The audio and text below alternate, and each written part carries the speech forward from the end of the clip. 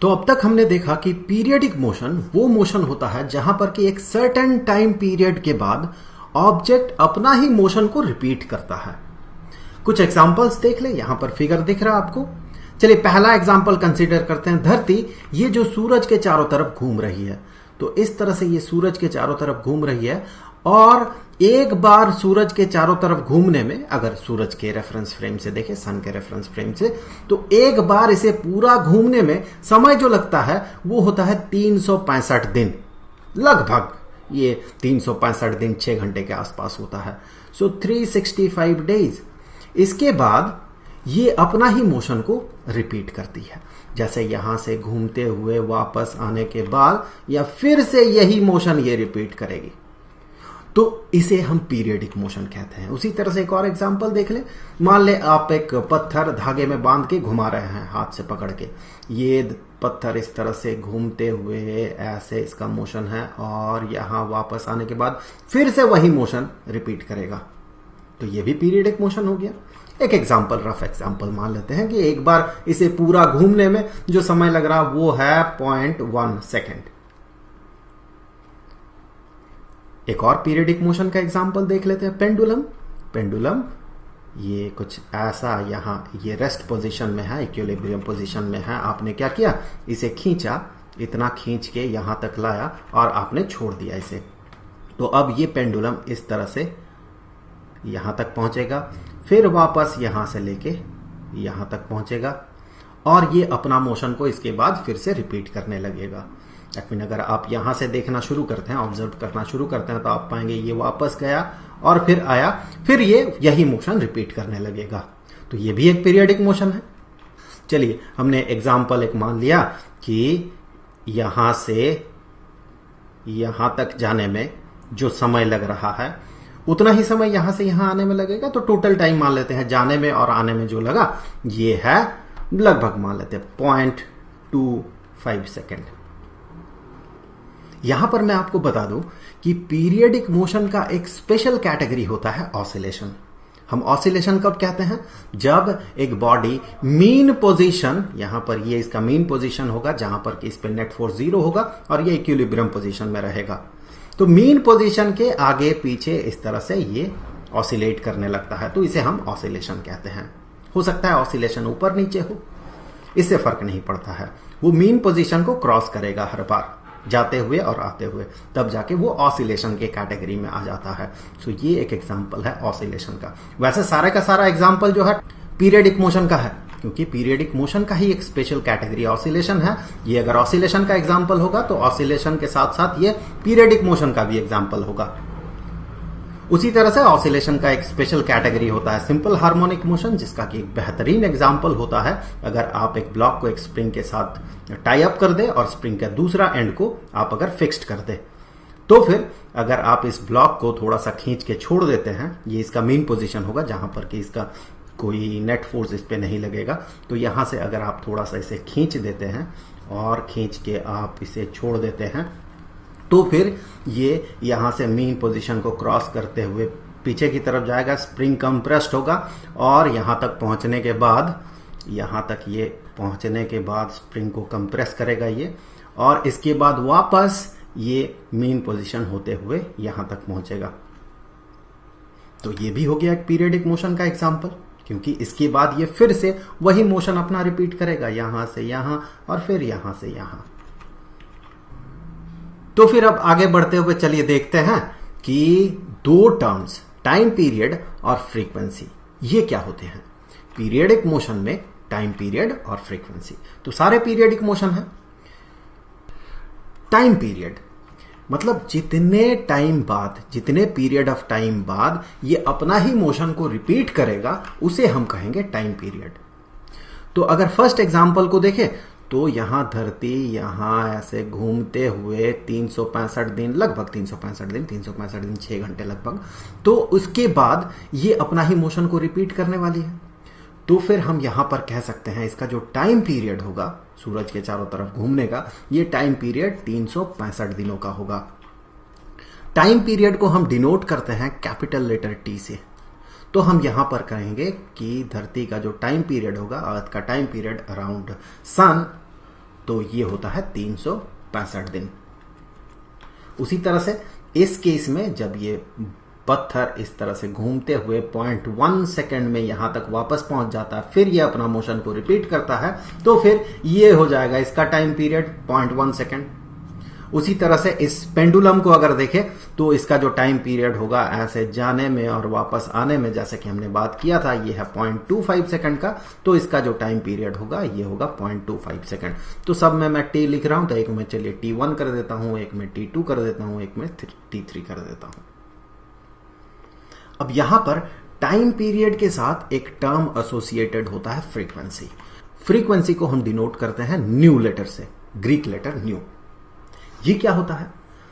देखिए, एक बार घूमने में जितना समय लगा या एक पीरियड कंप्लीट करने में जितना समय लगा उसे हम कहते हैं टाइम पीरियड।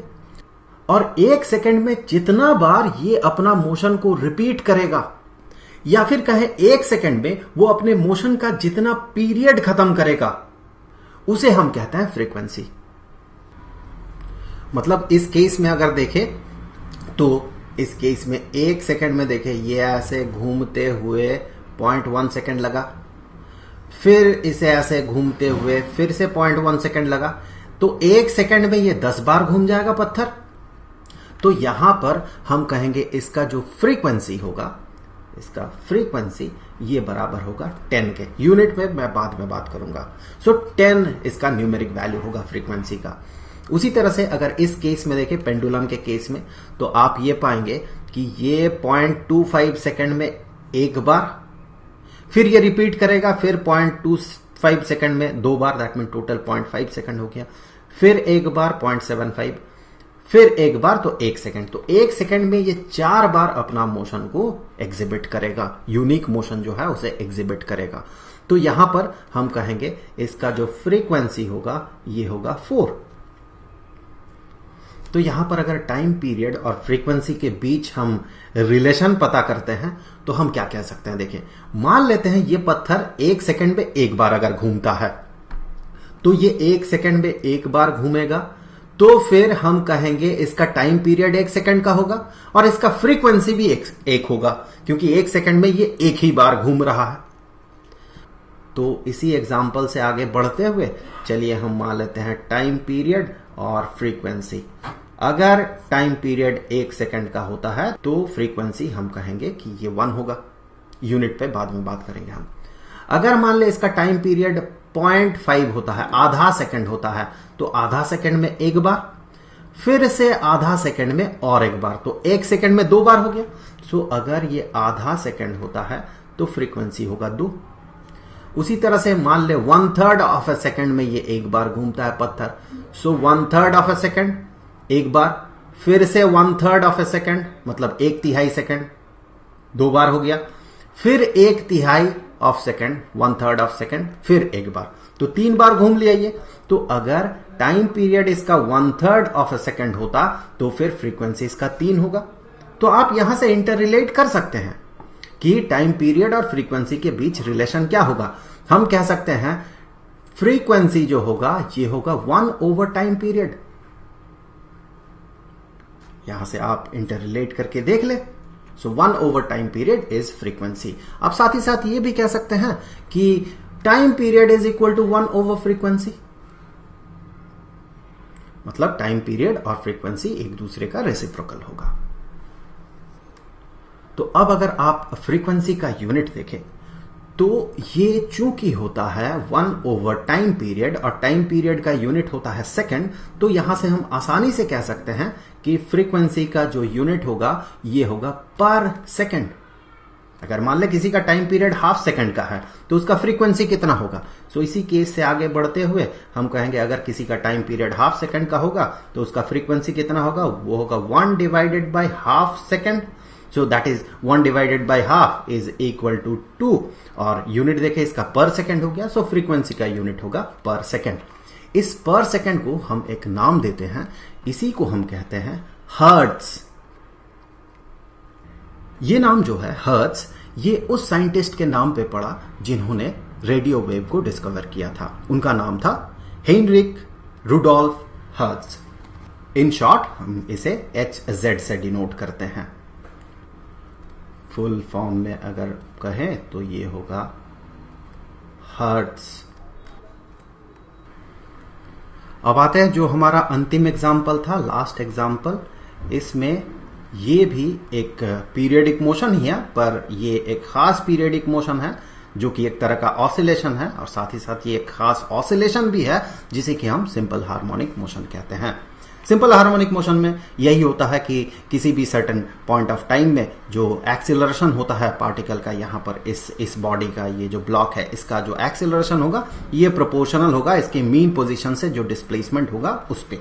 तो अभी अगर इस पॉइंट ऑफ टाइम में आप देखें इसका एक्सीलरेशन कितना होगा इस पे, तो आपको मीन पोजीशन से जो डिस्प्लेसमेंट है इस ब्लॉक का वो पता करना होगा। वो अगर x होगा तो एक्सीलरेशन x पे प्रोपोर्शनल होगा।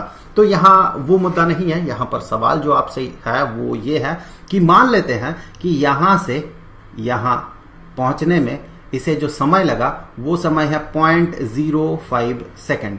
आपको बताना है कि यहां पर फ्रीक्वेंसी और टाइम पीरियड कितना होगा। तो सबसे पहले तो यहां से हम टाइम पीरियड पता करेंगे। देखिए यहां से यहां जाने में अगर इसे 0.05 सेकंड लगता है तो हम ये नहीं कहेंगे कि 0.05 सेकंड इसका टाइम पीरियड है। टाइम पीरियड कब पूरा होगा? जब यहां से यहां पहुंचेगा और वापस यहां से यहां पहुंचेगा, उसके बाद ये अपने मोशन को रिपीट करेगा। तो फिर इतना ट्रैवल करने में इसे अगर 0.05 सेकंड लगेगा तो वापस से ये यहां से यहां तक पहुंचेगा, तो फिर से 0.05 सेकंड, और फिर से ये यहां से यहां पहुंचेगा और फिर यहां से यहां पहुंचेगा। तो टोटल इस केस में अगर आप टाइम पीरियड देखते हैं तो टाइम पीरियड इस केस में होगा 0.05 सेकंड इंटू 4, तो ये हो जाएगा 0.2 सेकंड। तो ये तो हो गया इसका टाइम पीरियड।